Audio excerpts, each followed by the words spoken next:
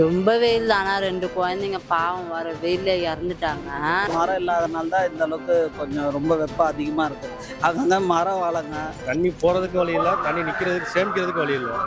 இது மழைநீர் சேமிப்பு பண்ணி தான் நல்லா இருந்தது. மெயினாக மரம் நடணும். வராத ஒரு வெயில் இந்த வருஷம் வந்திருக்கு. எந்த வருஷமுமே இந்த மாதிரி வெயில் வந்ததில்லை. இந்த வருஷம் ஒரு வித்தியாசமான வெயில். எப்படி மழை கனத்த மழை எப்படி பெஞ்சு நம்மளை இது பண்ணிச்சோ அதே மாதிரி இப்போ நமக்கு இந்த வெயில் வந்து அதே மாதிரி இருக்குது. நாம் இயற்கையெல்லாம் அழிச்சிட்டோம், குளம் குட்டை எல்லாத்தையும் அழிச்சிட்டோம். அதுக்கு நாம தான் காரணம். இது இயற்கை காரணம் கிடையாது, நாம தான் காரணம் எல்லாத்துக்கும். மக்களும் ஒத்துழைக்க மாட்டாங்க. ட்ரைனேஜில் போய் மண்ணை கொட்டுறாங்க, சாமோட்டர் ட்ரைனேஜில் மண்ணை கொட்டுறாங்க, அடைச்சிக்கும். அப்போ தண்ணியும் வெளில போகாது. மக்களும் ஒத்துழைக்க மாட்டாங்க, அரசாங்கமும் ஒத்துழைக்கிறது இல்லை. மக்கள் இனிமேட்டு இந்த இதில் அம்மா வரும், பல நோய்கள் வரும். இந்த வெயிலில் மிகப்பெரிய இன்னலுக்குள்ள ஆளாகிட்டு தான் இருக்கணும். அதாவது இந்த மந்திரிகள் கொள்ளையடிக்கிறதுக்கே சரியா இருக்க போகுது. இது என்ன பண்ண முடியாது. கரண்ட் பில் ஏறிச்சு. இந்த டைம்ல போன மாதம் 1000 ரூபாய் கட்டணும், இந்த மாதம் 2000 ரூபாய் இருந்தாச்சு. ஒரு 700 ரூபாய் எக்ஸ்ட்ரா கட்டி தான் ஆகணும். இப்போ பார்த்தீங்கன்னா சென்னையில் பார்த்தீங்கன்னா வெயில் தொடர்ந்து அதிகரிச்சுட்டே இருக்கு. இதுக்கு என்ன காரணமா இருக்கு? நாம தான், வேற யாரும் கிடையாது. நாம இயற்கையெல்லாம் அழிச்சிட்டோம், குளம் குட்டை எல்லாத்தையும் அழிச்சிட்டோம். அதுக்கு நாம தான் காரணம். இது இயற்கை காரணம் கிடையாது, நாம தான் காரணம் எல்லாத்துக்கும். வெயில் ரொம்ப மோசமாக. ஒவ்வொரு கடைக்கு முன்னாடி தண்ணி வச்சா நல்லா இருக்கும் குடிக்கிறதுக்கு. தண்ணி வைக்க மாட்டாங்க. பேர் காலையில் ஒரு அரை குடம் மட்டும் வைக்கிறாங்க, குடிச்சிட்டு இது ரொம்ப வெயில் ரொம்ப இதாக இருக்குது, மோசமாக. நடைபாதைகளுக்கு ரொம்ப இதாக இருக்குது. அங்கங்கே தோண்டி போட்டு இது பண்ணிடுறாங்க. பாதி பேர் கஷ்டப்படுறாங்க, செருப்பு இல்லாமல் நடந்து போயிட்டு இருக்கு. வெயில் பயங்கரமாக தான் இருக்குது. என்ன பண்ணுறது, எப்பயும் 40 டிகிரி வரைக்கும் அடிக்கும். இந்த வருஷம் 42 அடிக்கிற மாதிரி தெரியுது. 42 கேள்விப்பட்டதில்லை. வராத ஒரு வெயில் இந்த வருஷம் வந்திருக்குது. எந்த வருஷமுமே இந்த மாதிரி வெயில் வந்ததில்லை. இந்த வருஷம் ஒரு வித்தியாசமான வெயில். எப்படி மழை கனத்த மழை எப்படி பெஞ்சு நம்மளை இது பண்ணிச்சோ அதே மாதிரி இப்போ நமக்கு இந்த வெயில் வந்து அதே மாதிரி இருக்குது. வெயிலில் சமாளிக்க முடியல. ஏன்னா எப்படி தான் ஜீவிக்கிறதுன்னு தெரியல. நைட்டில் தூங்க முடியல, சரியான புழுக்கமாக இருக்குது. அதோட இங்கே கடல் காற்று வேறு அடிக்கிறதுனால இன்னும் வெப்பம் ஜாஸ்தி. நமக்கு உடம்பெல்லாம் ப்ரெஷர் பாயிண்ட் மாதிரி கையெல்லாம் ஃபுல்லாக சேப்பு சேப்பாக தட்டாக வந்துருச்சு. ரொம்ப பாதிப்பு தான். இந்த வருஷம் வெயில் வந்து ரொம்ப பாதிப்பு தான் எல்லாருக்கும். க்ரீன் ட்ரீஸை வெட்டினா தான் காரணம், மரங்கள் இல்லாதனால தான் காரணம். இயற்கையை பாழாக்கணும், இப்படி தான் அவஸ்தப்படணும். இதுவும் இல்லாமல் பொல்யூஷன் நிறைய வெஹிக்கிள்ஸு, இதில் வேறு பொல்யூஷனு சேர்ந்து தான் அட்ராக்ட் பண்ணுது. வருஷத்துக்கு வருஷம் வெயில் வரும்பொழுது அதனுடைய அது வேலை செய்யுது. அதாவது அரசியல்வாதிகளோட போர்வையில் இருக்கக்கூடிய மரத்தெல்லாம் வெட்டிட்டானுங்க. இன்னைக்கு 110 டிகிரி 120 டிகிரியில் நம்ம மாட்டி முடிக்கிறோம். விளைவே இதுதான் நடக்கிற விஷயம். இன்னும் எவ்வளோ மரத்தை வெட்ட போகிறான்னு தெரியல. எவ்வளோ நமக்கு உஷ்ணங்கள் ஜாதிக்க போதா, மக்கள் எந்த அளவுக்கு பாதிக்கப்பட போகிறாங்கன்னு இது மட்டும் தான் தெரிய போகுது. சென்னையில் 100 டிகிரி தாண்டி போச்சு வெயில்.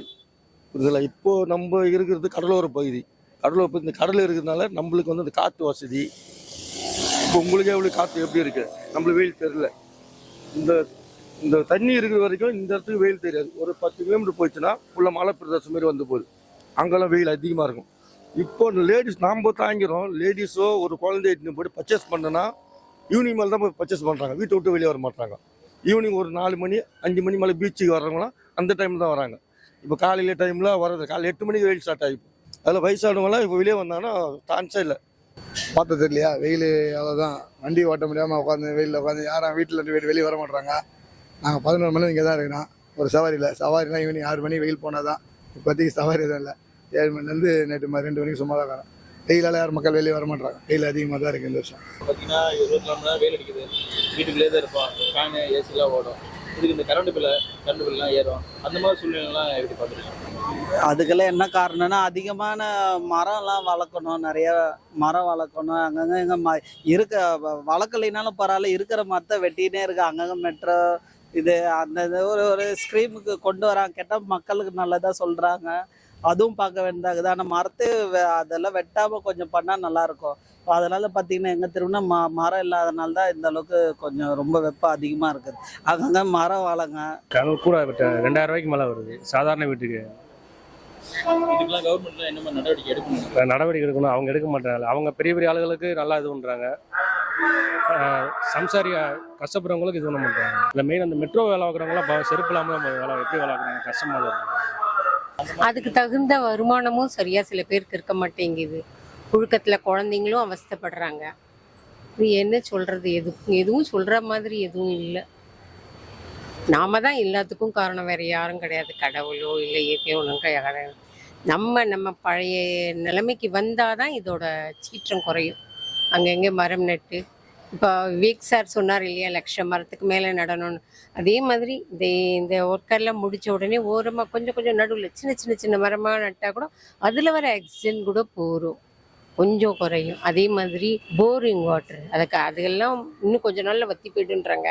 மறுபடியும் குளம் ஏரி அதெல்லாம் கொஞ்சம் தூர்வாரி பண்ணால் அதெல்லாம் கொஞ்சம் கொஞ்சம் நம்மளால் முடிஞ்சது இயற்கை கொஞ்சம் நம்ம பக்கம் எடுத்தோம்னா ஓரளவுக்கு ஓஹோன்னு இல்லைனாலும் ஓரளவுக்கு நம்ம தாக்கம் பிடிக்கலாம். இப்போ கரண்ட் பில் இப்போ வந்துச்சுன்னா ஜாஸ்தியாக தான் வரும். எப்படி இருந்தாலும் ஒன்றுக்கு ஒன்று ஜாஸ்தியாக தான் வரும். ஏன்னா அந்த மாதிரி சூழ்நிலைக்கு என்ன பண்ணுவீங்க? என்ன பண்ணுறது, நம்ம சமாளிச்சு தான் ஆகணும். எப்படி இருந்தாலும் நம்ம வாழ்க்கைன்னு வந்தாச்சு, வாழணும்னு வந்தாச்சு, எப்படியோ சமாளிச்சு தான் ஆகணும், வேறு வழி இல்லையே. கவர்மெண்ட்டுக்கு லாபம், அரசாங்கத்துக்கு லாபங்க.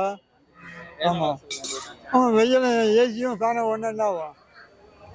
முன்ன விட 1 மடங்கு யூஸ் பண்ணால் இப்போ 4 மடங்கு யூஸ் பண்ண போகிறாங்க. ப்ராப்பரான வசதி இல்லை. வசதி இருந்ததுன்னா இந்த பிரச்சனை வராது. அது காரணம் வந்து மக்களும் ஒத்துழைக்க மாட்டாங்க. ட்ரைனேஜில் போய் மண்ணை கொட்டுறாங்க, ஸ்டாமோட்டர் ட்ரைனேஜில் மண்ணை கொட்டுறாங்க, அடைச்சிக்கும். அப்போ தண்ணியும் வெளில போகாது. மக்களும் ஒத்துழைக்க மாட்டாங்க, அரசாங்கமும் ஒத்துழைக்கிறது இல்லை. இது ரெண்டுமே காரணம். ஐயா, கரண்ட்டு பில்லு இப்போ வந்து ஒரு மீட்ரு ஒன்று போட்டுருக்கானுங்க. அந்த மீட்டரால் வந்து ஓடாத போது கூட அந்த மீட்ரு ஓடுது. சரிதா, 3 மடங்கு கரண்ட் பில்லு அதிகமாக தான் ஓடுத ஒழிய கம்மி கிடையாது. ஏமாற்று வேலையில் கரண்ட் பில்லில் கொள்ளை அடிக்கிறது அரசாங்கம் தெளிவாக இருக்கலாம். இதுதான், அதில் வந்து எந்த மாற்றம் கிடையாது. அதெல்லாம் விட இன்றைக்கி பில்டிங்கில் இருக்கிறவங்க ஏசி போட்டுன்னு இருப்பான். குடிசை வாழ் மக்கள் வந்து சீட்டு போட்டுட்டு அது போட்டு வாழ்க்கை நடத்தினால அதிகமான உஷ்ணம். ஏன்னா அந்த உஷ்ணம் வந்து சீட்டு மேலே விழுந்து சீட்டு வந்து இழுத்து 2வது கீழே கொடுக்கும்போது டபுள் உஷ்ணமாக ஆகுது. சரிதா, அப்போ உஷ்ணங்கள் அதிகமாகும் போது நீர் நோய்கள் அதிகமாக உருவாகும். சரிங்களா, அப்போ வந்து மக்கள் வந்து கீழ்த்துக்கிட்ட மக்கள் வந்து பாதிக்கப்படும். வசதி உள்ள வெளியே வராது இருக்கலாம். அன்றாட வாழ்க்கை நடத்தக்கூடிய கூலி தொழிலாளி வந்து என்ன வெயில் காய்ஞ்சாலும் சரி ஒட்டு செஞ்சாலும் வெளியே வந்து தான் ஆகணும். அவனுடைய வாழ்க்கை ஜீவாதாரத்தை நடத்தி தான் ஆகணும். இது கரண்ட் பில்லு அதுக்கு இப்போ நமக்கு அதுக்கேற்ற வருமானம் இல்லை. ஆனால் வேறு வழி இல்லாமல் அடுத்த மாதம் எக்ஸ்ட்ராவாக இதுக்கு நம்ம சரியாக ரெடி பண்ண கரண்ட் பில்லு ஏறிச்சு. இந்த டைமில் போன மாதம் 1000 ரூபாய் கட்டணும், இந்த மாதம் 2000 ரூபாய், 2000 ஒரு 700 ரூபாய் எக்ஸ்ட்ரா கட்டி தான் ஆகணும். அதுக்கேற்ற மாதிரி இப்போ சம்பாரிச்சு ஆகணும், வேறு வழி இல்லை. ஆனால் கண்டிப்பாக அந்த ஒரு 4 மாதத்துக்கு கரண்ட் பில்லு நம்மளுக்கு கஷ்டமான 24 ஃபேன் ஓடுது. நைட்டு பகலில் ஆஃப் ஃபேனே ஆஃப் பண்ண மாட்டாங்க. அதனால் அப்போல்லாம் நைட் 20 போடுவோம், பகலில் டேபிள் ஃபேனு சீலிங் ஃபேன் 2 போடுறாங்க. வீட்டில் ஒரு ஃபேன் யூஸ் பண்ணல, 2 ஃபேன் போடுறதுனால கரண்ட் பில் எக்ஸ்ட்ரா தான் ஆகுது. ஒரு ஃபேன் இருந்தால் பரவாயில்ல. ஏசி இருக்கும் கதை தெரியல, நம்மளுக்கு வந்து டேபிள் ஃபேன் சீலிங் ஃபேன் 2மே போய் வீட்டில் பார்த்தா ஓடி தான் இருக்கும். அதனால் கரண்ட் பில்லு அதிகமாக அடுத்த மாதம் கண்டிப்பாக ஒரு 1000 ரூபாய் 800 ரூபாய் எக்ஸ்ட்ரா தான் வரும். ஒரு 5-6 மாதத்துக்கு அது மாதிரி வெயில் அதிகமாக இருக்குது.